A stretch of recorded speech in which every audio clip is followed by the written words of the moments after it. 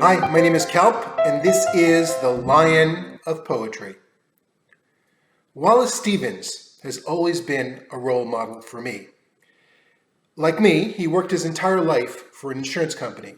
He lived and worked in Hartford, Connecticut, the insurance capital of the United States. A lawyer by training, conservative in his dress, conservative in his politics, he spent his entire day dealing with the legal aspects of property and casualty claims.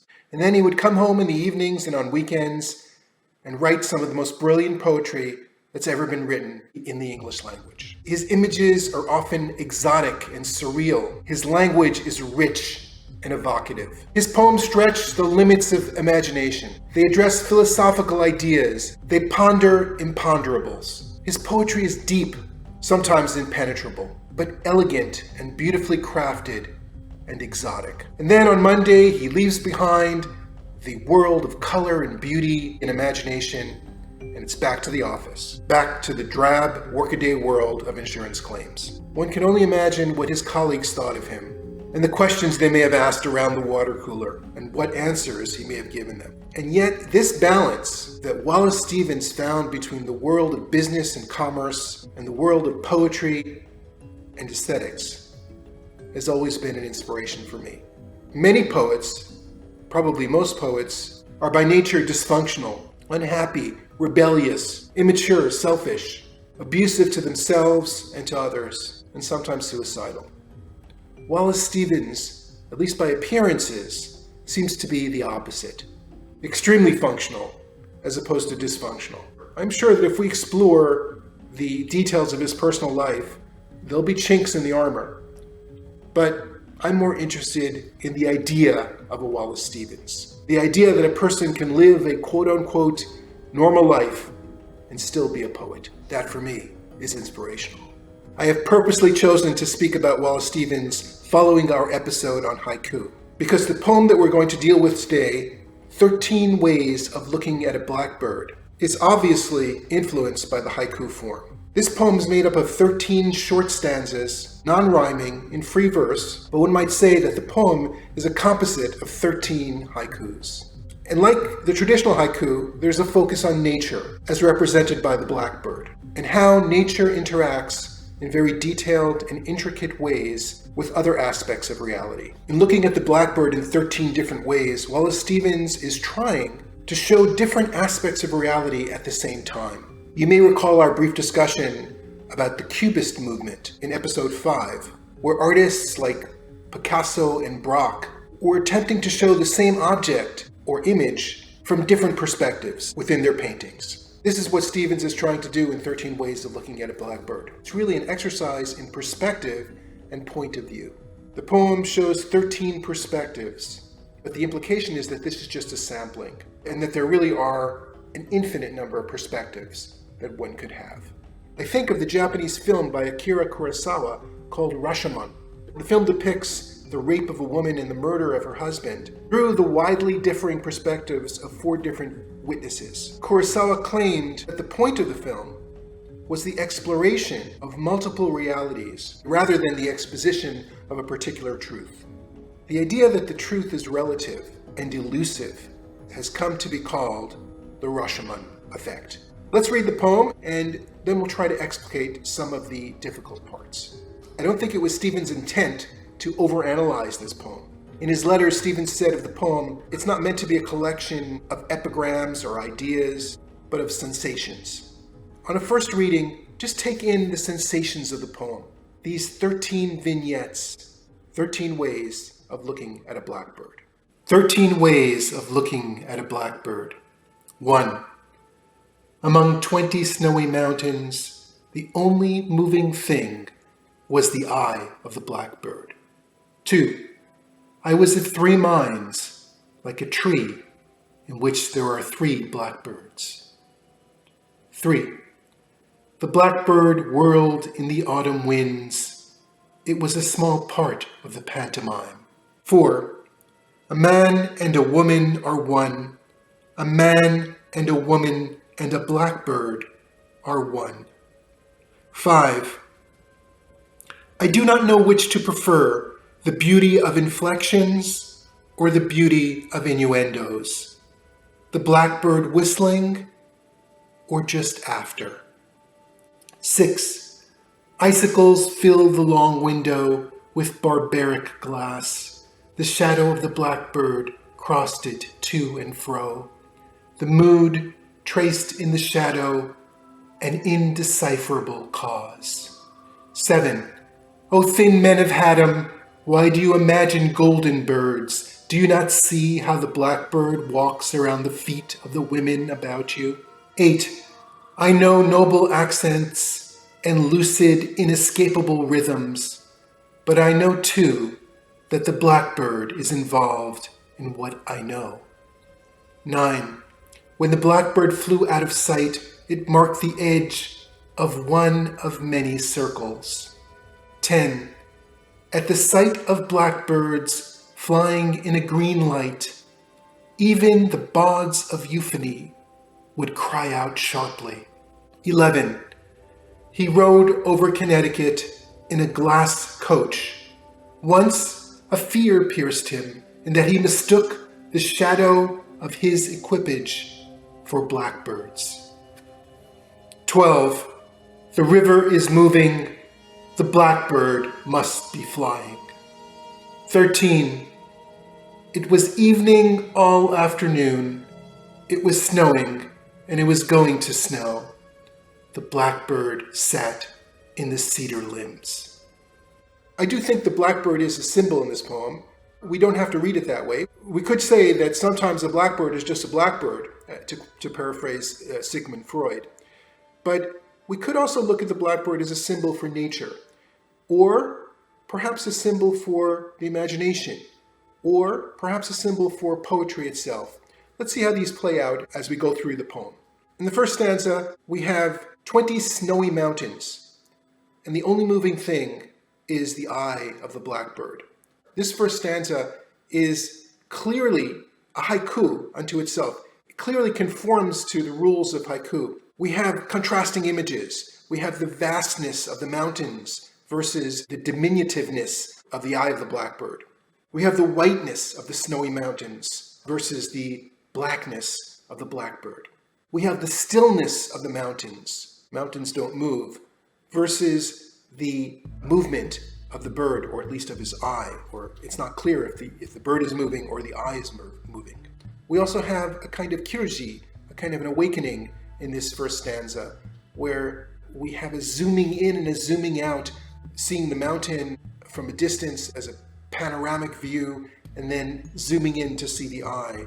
And that zoom in of the eye is a kind of a surprise moment, a kirji moment. The poem is very cinematic right from the first stanza. There is this kind of zooming in and zooming out throughout the poem. Next we have the poet saying that he's of three minds. This poem is a deep poem, but it's not without humor. The idea that we have 13 different scenes, and in each scene a blackbird shows up is kind of inherently funny. But here, Wallace Stevens is riffing on the popular saying, I'm of two minds. Here he says he's of three minds. I think there's humor there. In the next stanza, the blackbird is whirled around in the autumn winds, and it's a small part of the pantomime. We know that this poem is about stillness and movement. One could say that the poem is about different kinds of movement. In this stanza, the movement of the bird is from the whirling winds. The bird doesn't seem to be moving, it's being moved in the wind. Also from the idea of the pantomime, pantomimes are done silently. When we play charades and we pantomime, we're not allowed to speak. We're acting something out without words, without sounds. If we think of this as a movie, at this point in the movie, there's no sound. It's a silent movie. Pantomime also brings to mind acting. And one thinks of Shakespeare's All the World's a Stage, and we are all just players on that stage. Here we have this greater pantomime, and the bird is part of the pantomime. A player, one of the players in a grand scheme. In the next stanza, we have a man and a woman are one, a man and a woman and a blackbird are one. Again, I think that there's some humor here. We have a moment of intimacy. A man and a woman are one, and somehow a blackbird shows up at the same time. There's something funny about that, but if we say that the blackbird represents imagination or poetry, then perhaps the idea of adding an imagination or adding poetry to a relationship makes it a different relationship. The next stanza is my favorite. Let's look first at the poetry of the language. It's not a rhyming verse, but there's a music in the language which sounds like rhyme. So, for example, we have an echo of the word beauty. It appears 2 times. We have an echo of the inflections and innuendos. That's a kind of rhyme as well. And then we have the word prefer in the first line, and after, a kind of a rhyme there in the last line. And the blackbird is whistling in this stanza. So it's about sound. 2 stanzas ago, it was a silent movie. Now the sound seems to take the forefront. When I read this, I'm reminded of John Keats. Heard melodies are sweet, those unheard are sweeter. Reference back to episode 10. Perhaps then the heard melodies are the beauty of inflections, and the unheard melodies, the music of the imagination, are the innuendos. Or we could compare this to what we're doing right now. When I read the poem to you in its entirety, particularly if that was the first time you've ever heard it, that was the inflection, the immediate sensation of hearing the poem. Now, as we discuss the poem and think about it and ruminate over the poem, that's the innuendo. Which is better? Like the poet says, I do not know which to prefer. The next stanza mentions barbaric glass. Now, glass is a big symbol for Stevens, not just in this poem, but in many of his poems. He has a poem called The Anecdote of the Jar, where he places a jar amongst nature. What the jar represents is something that is almost anti-nature. It's human-made, it's unnatural. And in this stanza, perhaps the glass represents some kind of established order amongst the chaos that the blackbird is causing by flying back and forth to and fro. Next stanza, we have the thin men of Haddam. When you say the thin men of Haddam, it kind of evokes some kind of ancient kingdom from ancient times. Actually, Haddam is the name of a town in Connecticut, which was not too far from Hartford, Connecticut, where Wallace Stevens lived. A small town, population 7,000 or so in Connecticut. And what does a thin man mean?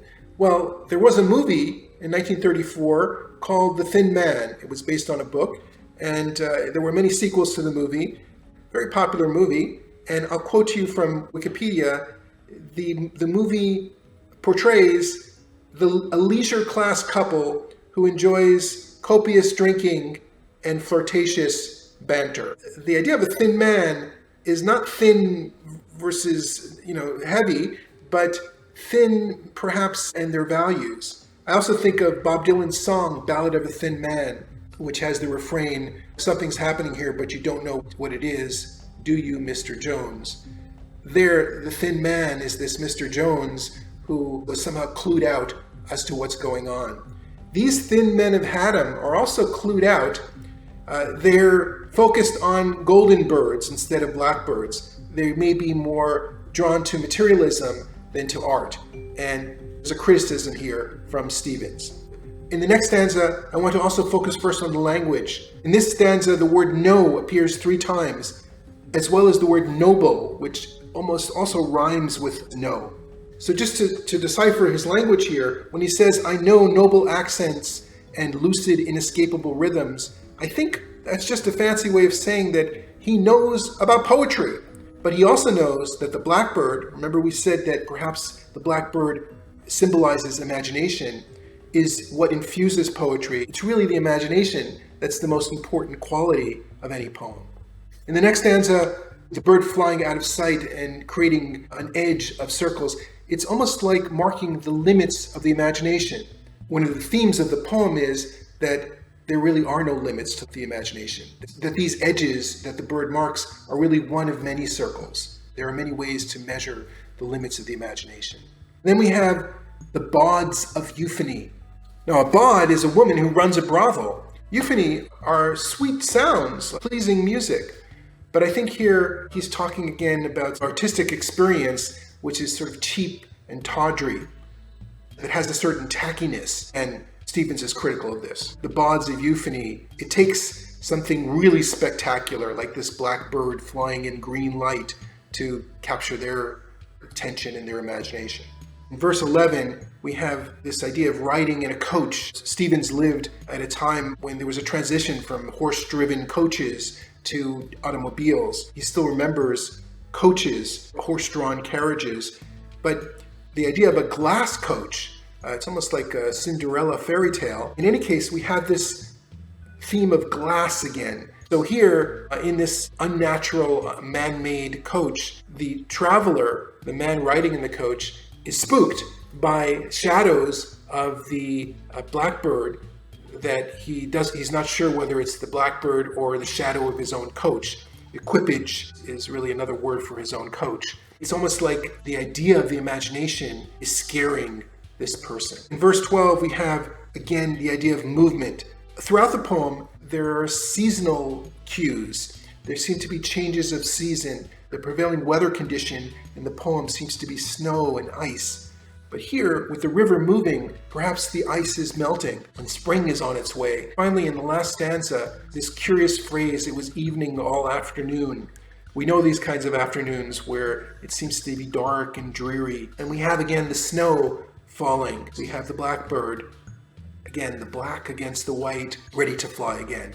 And almost back to the first stanza, because here the blackbird is perched in the cedars, not moving, but ready to move on again. We can see a sort of a circular aspect to this. We can go back to the beginning of the poem and start again with this panoramic shot of the bird flying against the mountains. Wow, what a poem and what a poet. I hope you were as inspired as I am by this magnificent poem of perspective, drawing on different traditions, including the Japanese haiku tradition, and really a tour de force. So thanks for tuning in, and we'll see you next time on The Lion of Poetry.